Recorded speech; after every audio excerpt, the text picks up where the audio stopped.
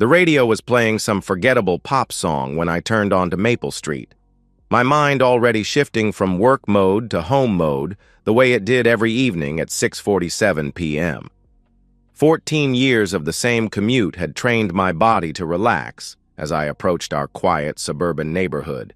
Shoulders dropping, jaw unclenching, the day's warehouse tensions bleeding away with each familiar landmark. But tonight, the street was wrong. Red and blue lights strobed against the twilight sky, painting our neighbors' pristine lawns in harsh emergency colors. Police cars lined the curb like a military convoy, their radios crackling with static and coded numbers I couldn't decipher. An ambulance sat in the middle of the street, rear doors flung wide, paramedics moving with urgent efficiency around a stretcher. My house, our house, was the center of it all. Yellow tape fluttered around our property like party streamers from hell. A uniformed officer stood guard by our front gate, arms crossed, face impassive.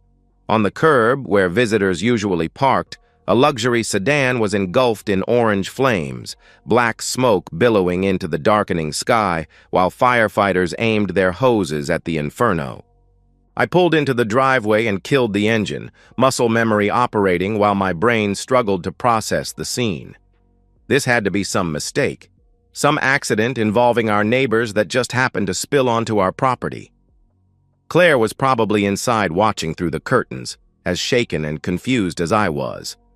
The officer by the gate stepped forward as I approached, one hand resting casually on his belt.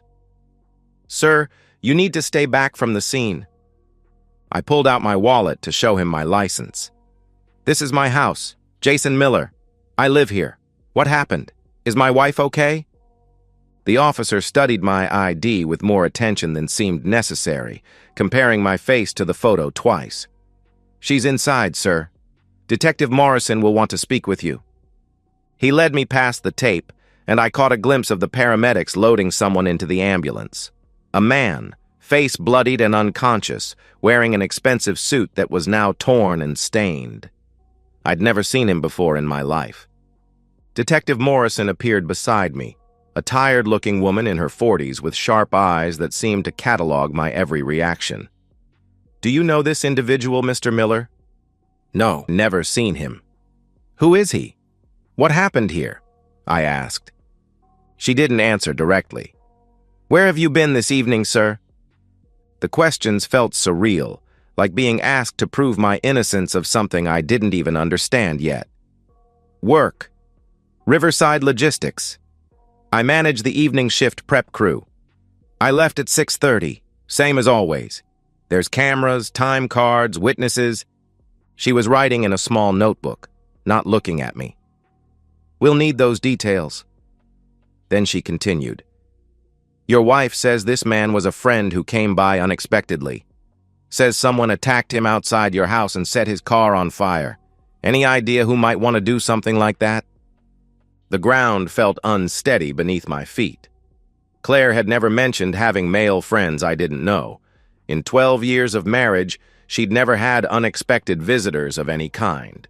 She was too particular about the house being clean, too scheduled in her routines. "I don't understand. Claire doesn't really have friends over without planning it days in advance. She's very organized about social things." Detective Morrison's eyebrows rose slightly. "Organized?" "She likes to prepare, cook special meals, clean the house thoroughly. Having someone just drop by would stress her out."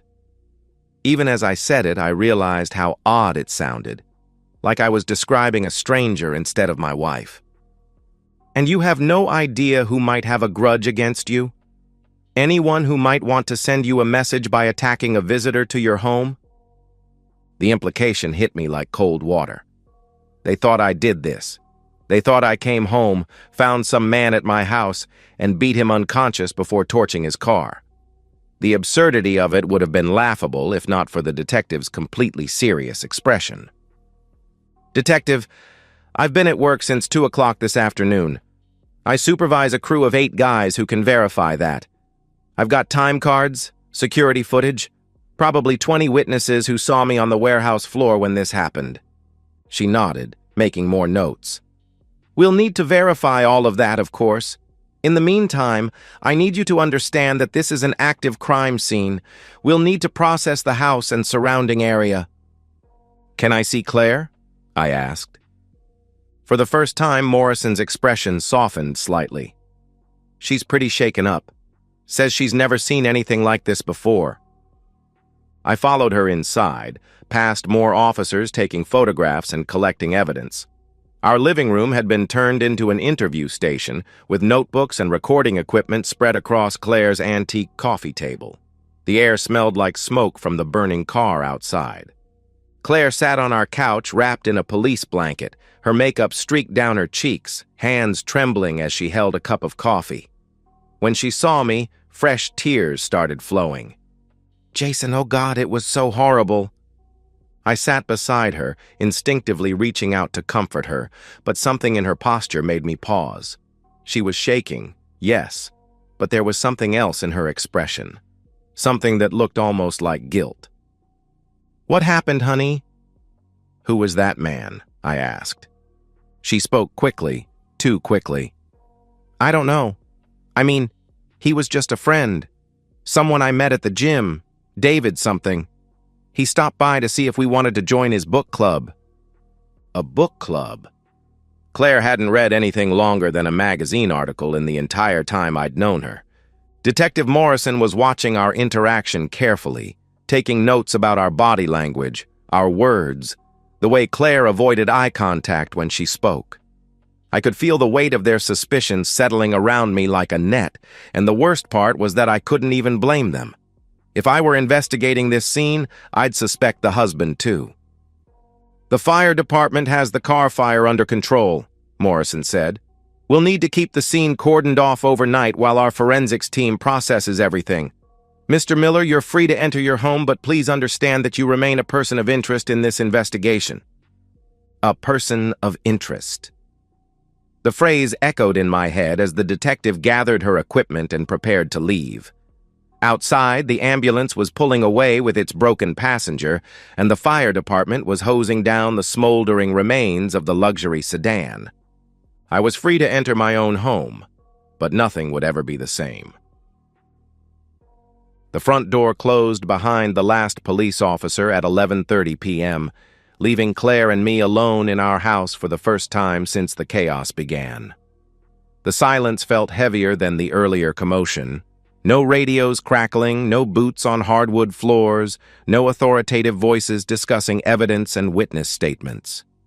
Just my wife and me, and the elephant in the room that was growing larger by the minute.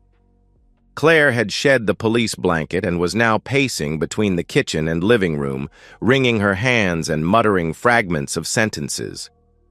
I can't believe this happened. Poor David. Who would do such a thing? David. She'd said his name 3 times now, each time with a familiarity that contradicted her claim of barely knowing him. My voice came out calmer than I felt, carrying the same tone I used at work when dealing with problem employees. Sit down, Claire. We need to talk. She perched on the edge of our leather armchair, the one that faced away from the couch, the first time I could remember her choosing not to sit beside me when we were alone. Her mascara had been repaired sometime during the police interviews, but her lipstick was completely gone, and I found myself wondering when exactly she'd lost it. Tell me about David, I asked.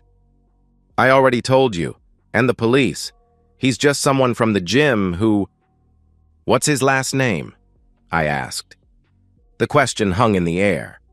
Claire's mouth opened and closed like a fish, her eyes darting toward the window where the burnt car's skeleton was still visible in the streetlight. Davidson. David Davidson. What gym? I questioned. What? She asked.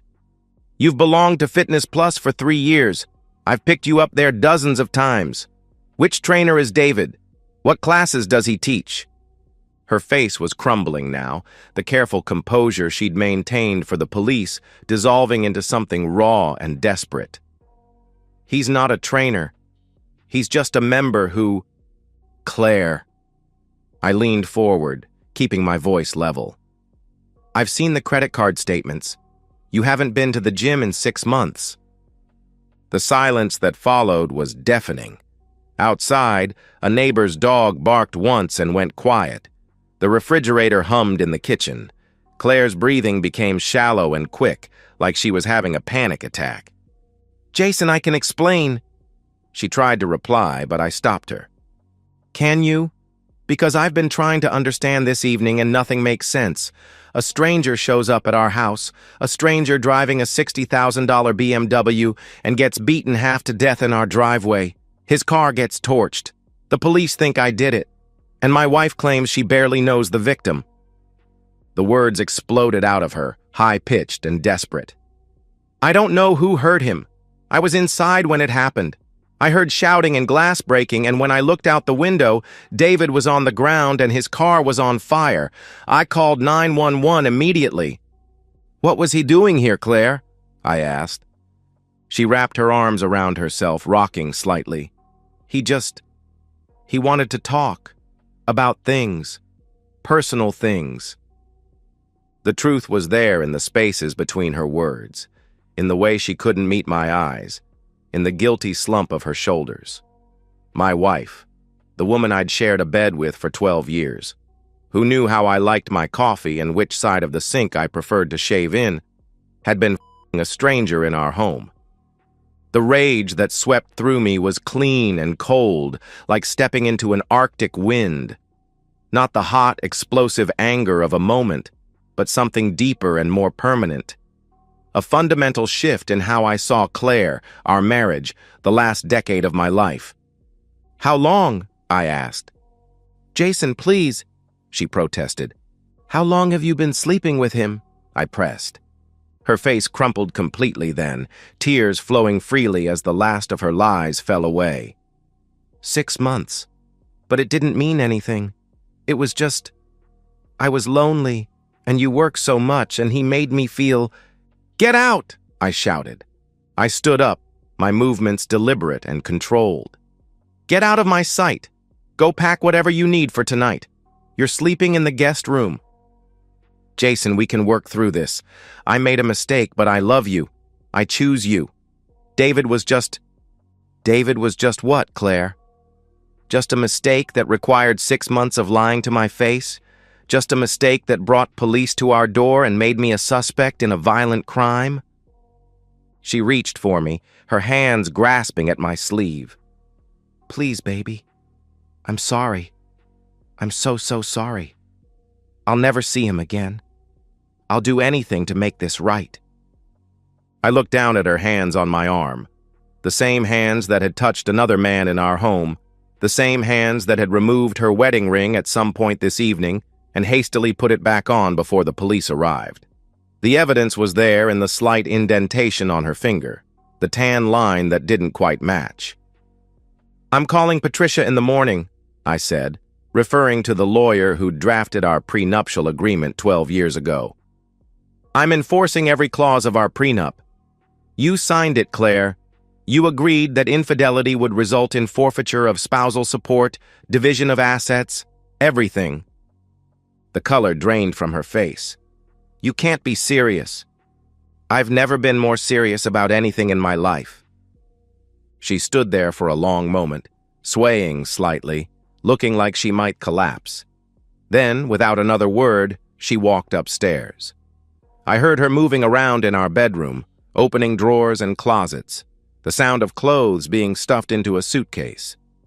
I remained in the living room, staring out at the charred remains of her lover's car. The police had covered it with a tarp, but the shape was unmistakable, a monument to the destruction of my marriage. 20 minutes later, Claire came back downstairs carrying an overnight bag and a pillow. She paused at the guest room door, looking back at me with red, swollen eyes. "I never meant for this to happen." "But it did happen," I replied. "And now we both have to live with the consequences." The guest room door closed with a soft click. Within minutes, I could hear her crying, deep, wrenching sobs that carried through the walls. I went upstairs to our bedroom, where the scent of her perfume still lingered on the sheets. For the first time in years, I had the entire king-size bed to myself. I lay on my back, hands behind my head, staring at the ceiling and thinking about logistics. Divorce papers, asset protection, the security cameras at work that would clear me of any police suspicion. Down the hall, Claire's crying gradually subsided into hiccuping silence. I slept better than I had in months. Patricia Hendricks had the kind of office that intimidated people into honesty. Floor-to-ceiling law books, diplomas from prestigious universities, and a view of downtown that screamed success. She'd been practicing family law for 25 years, and her reputation for crafting ironclad prenuptial agreements was legendary in our social circle. She was flipping through the files she'd pulled from her cabinet. "I remember this case. Your wife's attorney tried to get her out of signing it 3 different times." I sat across from Patricia's mahogany desk, wearing my best suit and carrying a manila folder full of documentation. "She signed it anyway, and now I need to enforce it." Patricia read aloud, "Adultery Clause, Section 4. In the event that either party engages in extramarital sexual relations, the offending party forfeits all rights to spousal support, marital property division, and shared assets acquired during the marriage."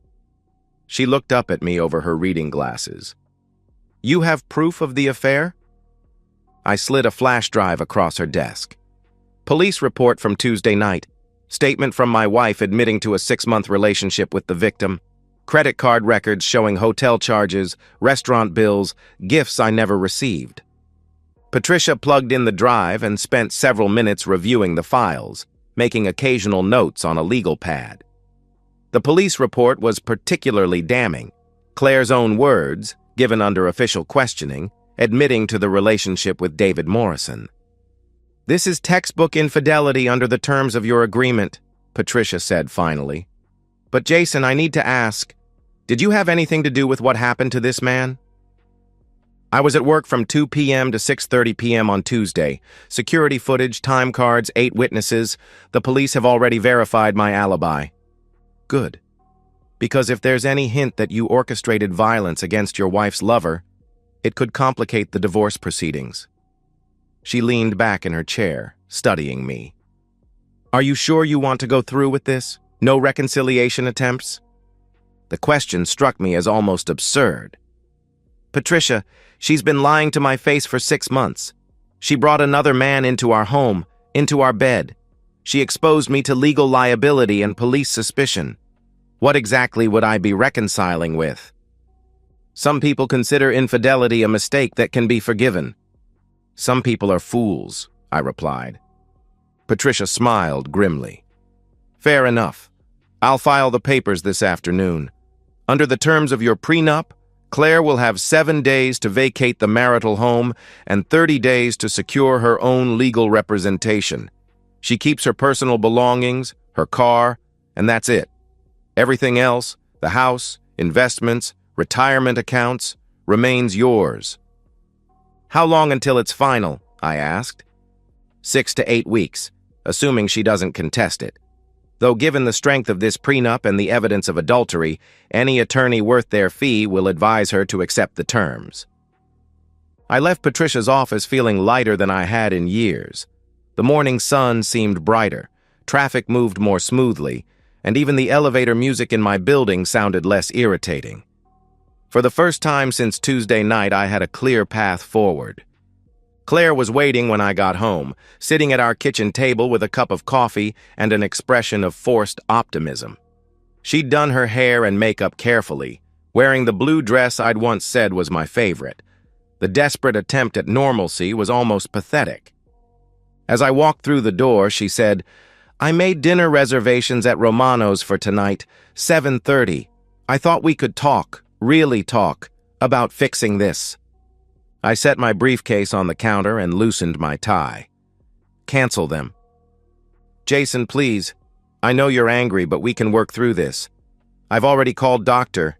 Ethan about couples counseling. She has an opening next week." "Claire, stop." The papers were in my briefcase, signed and notarized, ready to be served. But looking at her sitting there in that blue dress, desperately trying to salvage what she'd already destroyed, I felt something close to pity. You need to call a lawyer. Today. Not tomorrow, not next week. Today. Her face went pale. What are you talking about? I filed for divorce this morning. The papers will be served tomorrow. The coffee cup slipped from her hands, shattering on the kitchen floor. Hot liquid splashed across the tile, and she stared down at the mess like she couldn't understand how it had happened. You can't be serious. Jason, I made one mistake. I cut her off. You made the same mistake every day for 6 months. She was crying again, but these weren't the broken sobs from Tuesday night. These were angry tears, desperate and manipulative. Fine, fine. Divorce me. But you can't just throw me out with nothing. I gave you the best years of my life. You gave me 12 years of lies. And according to our prenup, infidelity means you get nothing. The transformation was instantaneous. The tears stopped, her face hardened, and for a moment I saw the person she really was underneath all the performance. You bastard. You planned this. I planned for the possibility that you might turn out to be exactly who you are. She stood up abruptly, her chair scraping against the floor. I'll fight this. I'll contest everything. No judge will enforce that ridiculous prenup. Good luck. Patricia Hendricks thinks otherwise, I replied. The name recognition hit her immediately. Patricia had a reputation in our social circle, and Claire knew exactly what it meant that I'd retained her services. I need time to think, Claire said, backing toward the staircase. This is all happening too fast. Take all the time you need. You have 7 days to move out. She stopped at the bottom of the stairs, gripping the banister. What about the police investigation? What if they arrest you? They won't. My alibi is solid. But what if...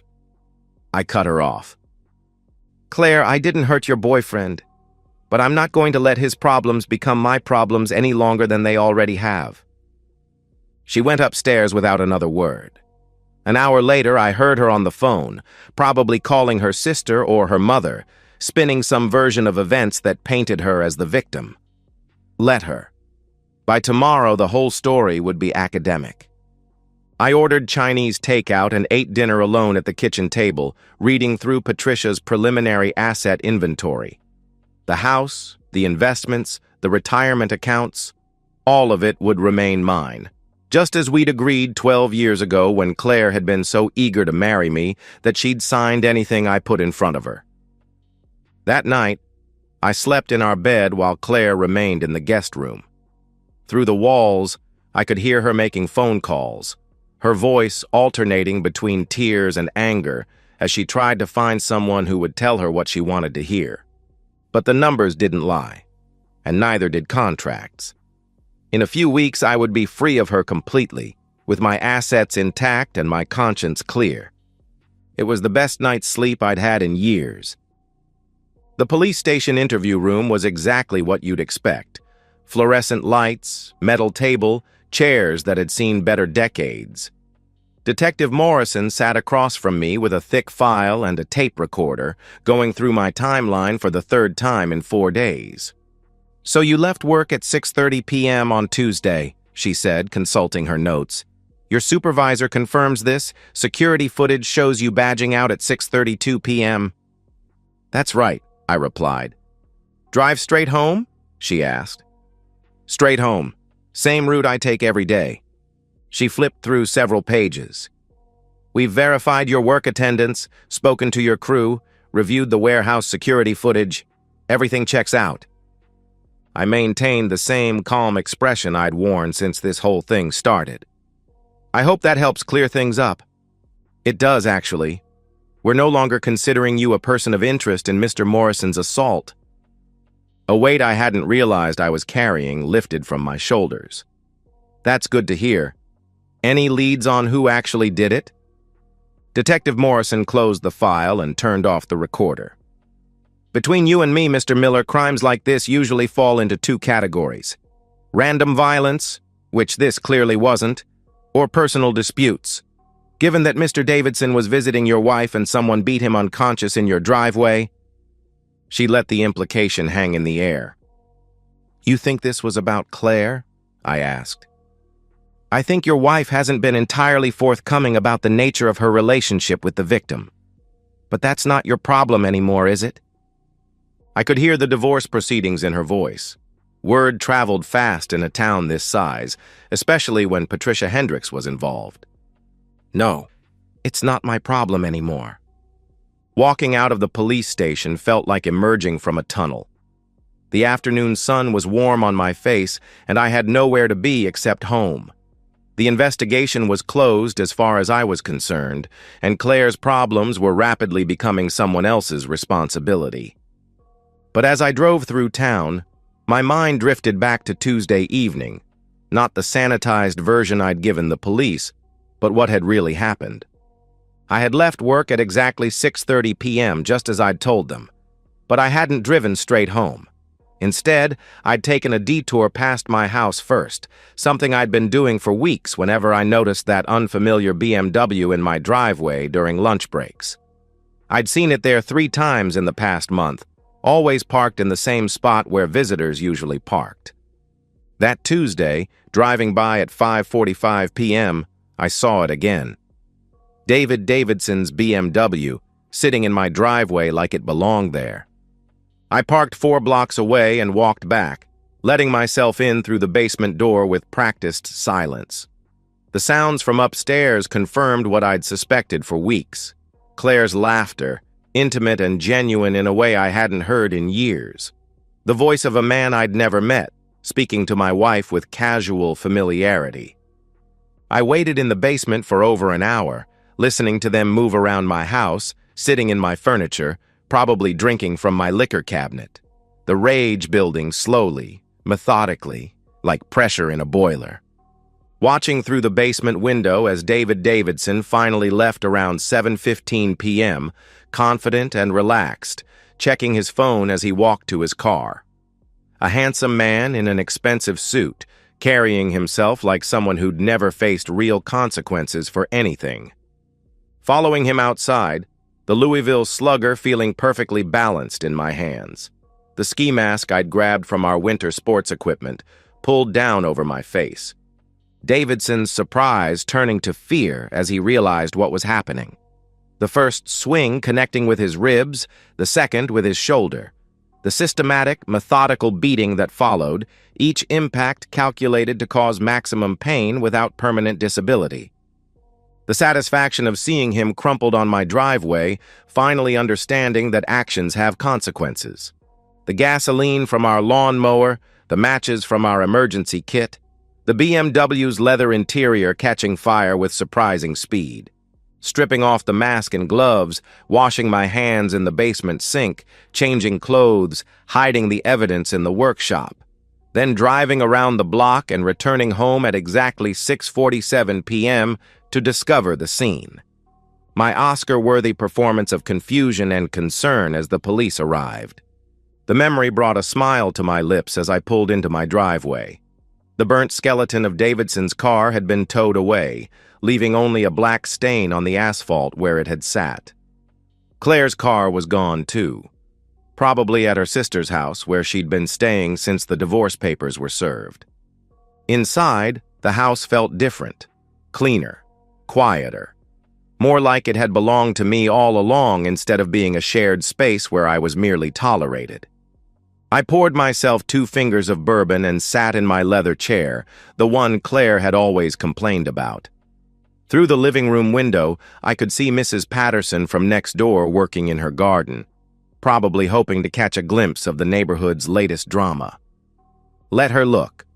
The police investigation was closed.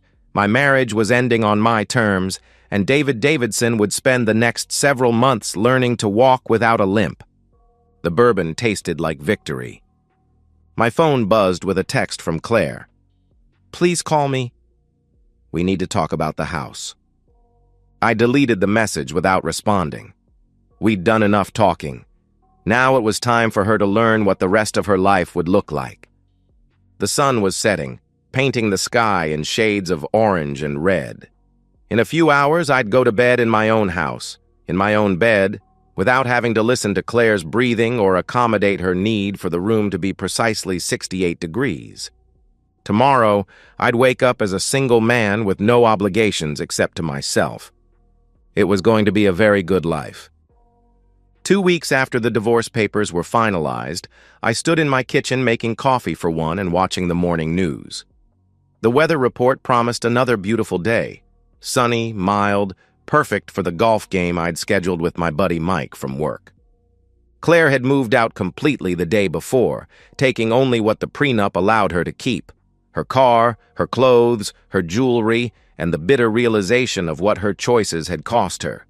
The house felt enormous without her presence, but in the best possible way, like stretching out after being cramped in a small space for years.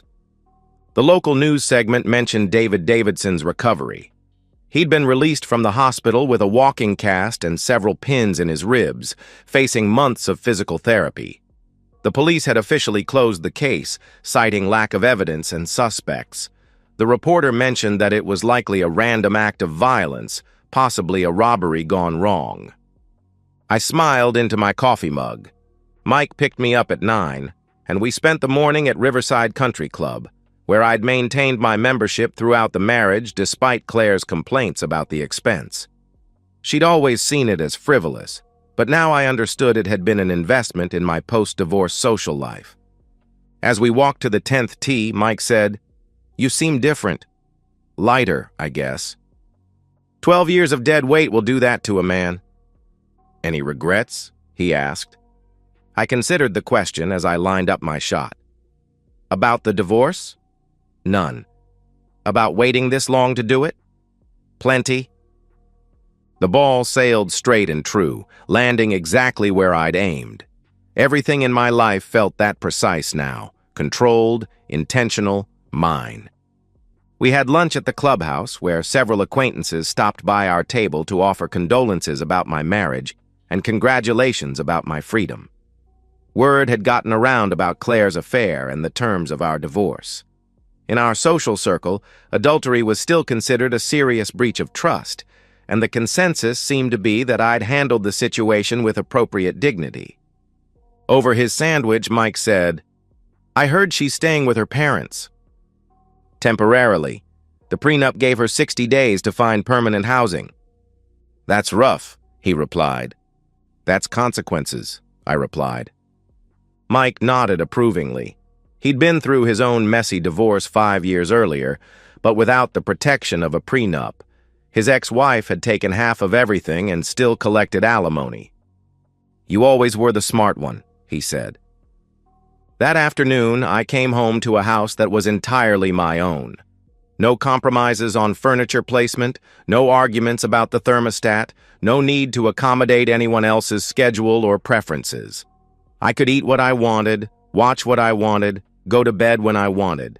The freedom was intoxicating. I'd heard through mutual friends that Claire was struggling.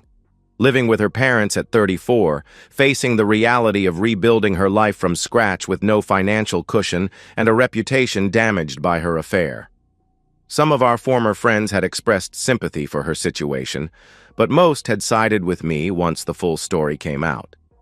David Davidson, according to the same gossip network, had ended their relationship immediately after getting out of the hospital.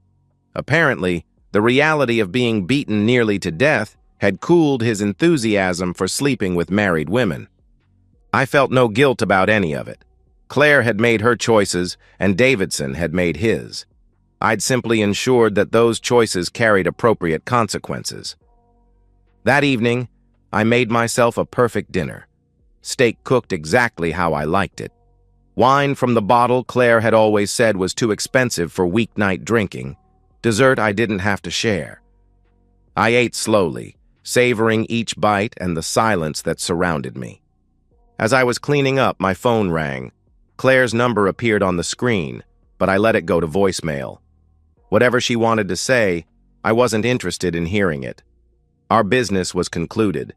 The voicemail was 3 minutes of tears and pleading, asking for another chance, promising she'd learned her lesson, begging me to reconsider the divorce terms. I deleted it without listening to the whole thing. At 10 o'clock, I went upstairs to my bedroom, not our bedroom, just mine now, and got ready for sleep. The king-size bed stretched out before me like an ocean of possibility. I could sleep diagonally if I wanted to, or spread out like a starfish, or pile all the pillows on one side. Instead, I lay on my back in the center of the bed, hands behind my head, and stared at the ceiling. The house was perfectly quiet, except for the subtle sounds of settling wood and the distant hum of the refrigerator downstairs. No crying from the guest room. No passive-aggressive sighs about something I'd supposedly done wrong. No pretending to be asleep when Claire wanted to discuss her feelings about our relationship. Just peace. I thought about Davidson, probably lying in his own bed with his injuries throbbing, wondering who had beaten him and why. I thought about Claire, crying into her childhood pillow while her parents whispered about what a disappointment she'd become. I thought about the life I was going to build from here. Travel, hobbies, maybe eventually dating someone who understood loyalty and commitment. The future stretched ahead of me like an open road. Outside, the neighborhood was settling into its nightly rhythm. Dogs being walked, porch lights turning on, families going through their bedtime routines. Normal people living normal lives, most of them never having to deal with the kind of betrayal I'd endured. But I'd handled it perfectly, methodically, with the same attention to detail I brought to everything else in my life. The police investigation was closed. The divorce was final. My assets were protected. My reputation was intact. Justice had been served on my terms, and the future belonged entirely to me. I closed my eyes and drifted into the deep, dreamless sleep of a man with a clear conscience and no regrets whatsoever. And so, we've reached the end of today's story. Was it what you expected, or did it take a twist you didn't see coming? I'm curious to hear your thoughts. Share them in the comments below, and let's get a conversation going. If this story kept you hooked, make sure to hit that like button. And if you're new here or just haven't subscribed yet, now's the perfect time to join our community. I bring you fresh, captivating stories every day, so click that subscribe button and turn on notifications so you never miss out. Thanks for watching, and I'll see you in the next one.